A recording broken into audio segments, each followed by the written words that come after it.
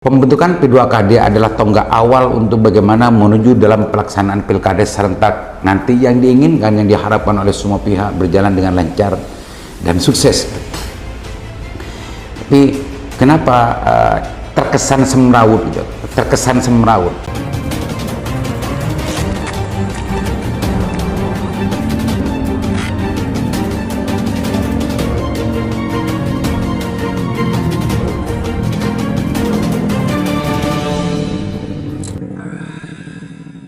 Assalamualaikum warahmatullahi wabarakatuh. Kembali berjumpa dengan saya Ilham Haris di acara Sanasan Usik.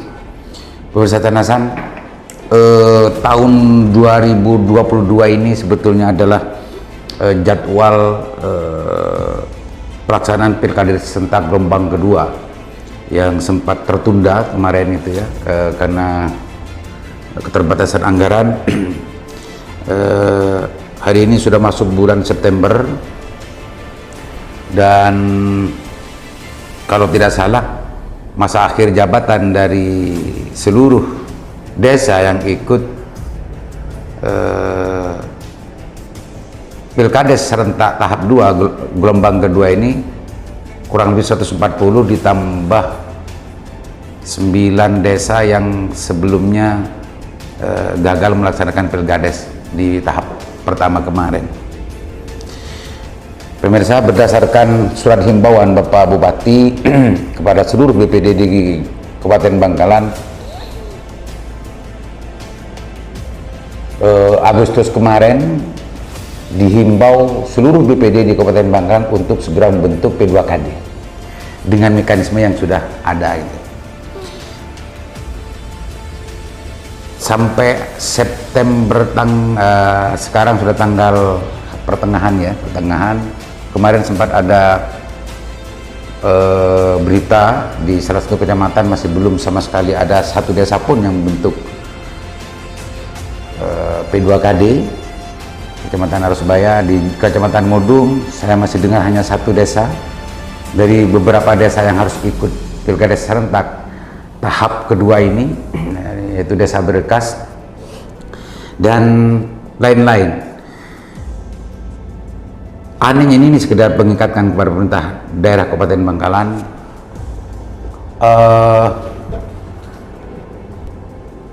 Pembentukan P2KD adalah tonggak awal untuk bagaimana menuju dalam pelaksanaan pilkada serentak nanti yang diinginkan, yang diharapkan oleh semua pihak berjalan dengan lancar dan sukses. Tapi kenapa terkesan semrawut gitu? Terkesan semrawut. Tidak dalam konteks pembentukan P2KD ini terkesan tidak serentak gitu ya, meskipun nanti dalam pelaksanaan pilkadanya adalah pilkada serentak, mungkin secara hukum dan aturan perundang ini tidak ada persoalan ya, mungkin akan tetapi yang lebih penting untuk disegerakan menurut pemahaman saya adalah hari pelaksanaan pilkada serentak itu harus segera ditetapkan oleh Pak Bupati, agar seluruh desa dan BPD di desa itu mempunyai interval waktu yang betul-betul diperhatikan. Kalau sekarang karena mungkin gara-gara hari H pilkada serentak, pelaksanaan hari H pilkada serentaknya belum ditetapkan oleh Pak Bupati, ada banyak sekali desa-desa yang sudah ada, yang sudah membentuk P2KD sudah ada, dan ada juga satu kecamatan yang masih belum melaksanakan, belum sama sekali membentuk P2KD, desa-desa itu. Dan nyaris sampai hari ini sebetulnya menurut pantauan dari saya dan Lingkar Jatim, dari sekian banyak desa yang harus ikut itu tidak sampai 50%. Tidak sampai 50%. Tapi yang lebih serius untuk diperhatikan oleh semua pihak sebetulnya, karena ini tidak mungkin dilaksanakan tahun 2022. Sekarang sudah bulan September, hanya 3 bulan lagi, 3 bulan lagi ke Desember, menuju ke masa akhir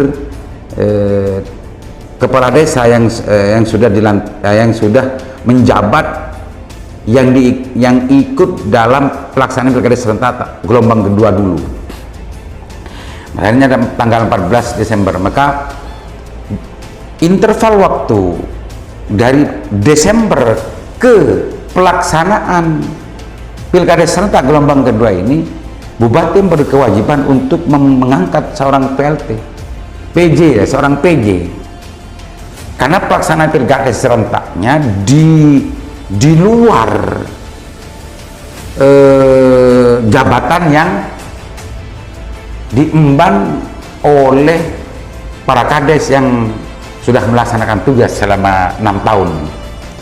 Ini penting untuk menjadi perhatian serius oleh pemerintah daerah dan juga para camat seluruh Bangkalan, ya, seluruh kecamatan.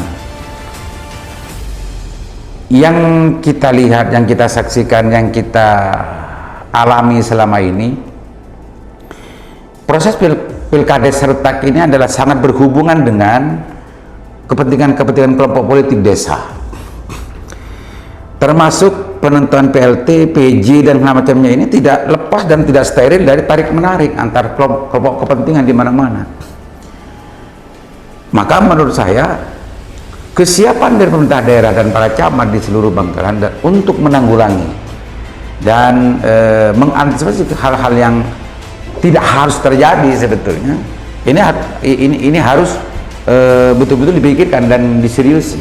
Apalagi sampai sekarang pelaksanaan pilkada serentak tahap kedua ini, hari pelaksanaan pilkada serentak tahap kedua ini masih belum ditetapkan oleh Pak Bupati.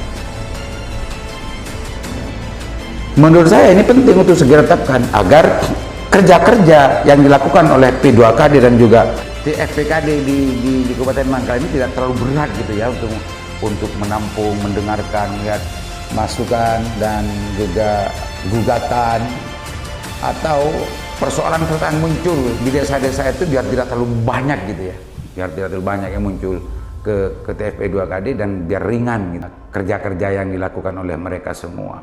Nah, kalau ini terus dibiarkan, saya justru mengira nanti pada akhirnya ini akan ada semacam penumpukan kerja sehingga akan berlarut-larut. Apa solusinya? Menurut saya adalah segera tetapkan hari H, agar FP2KD, P2KD, BPD, camat dan yang lainnya itu mempunyai ancang-ancang bahwa sampai sekarang harus selesai ini, tahap ini sampai sekarang ini harus selesai sampai ini, baru menuju ke hari H pelaksanaan pilkada serentak. Nah, kalau tidak semacam ini menimbulkan banyak persepsi dan bisa jadi akan banyak desa-desa yang tidak mau dan tidak melaksanakan tugas yang harusnya sudah dilakukan. Pemirsa,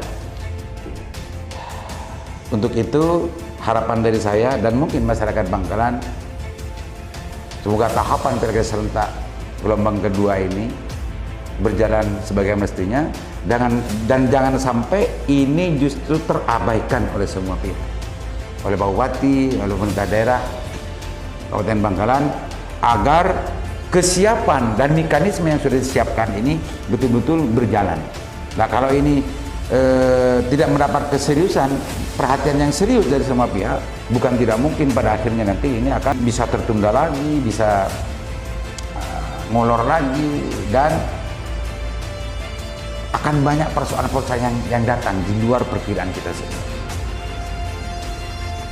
Jadi untuk itu yang saya harapkan adalah segera tetapkan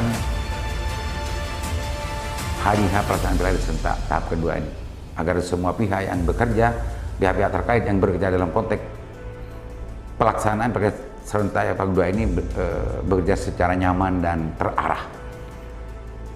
Mudah-mudahan. Assalamualaikum warahmatullahi wabarakatuh.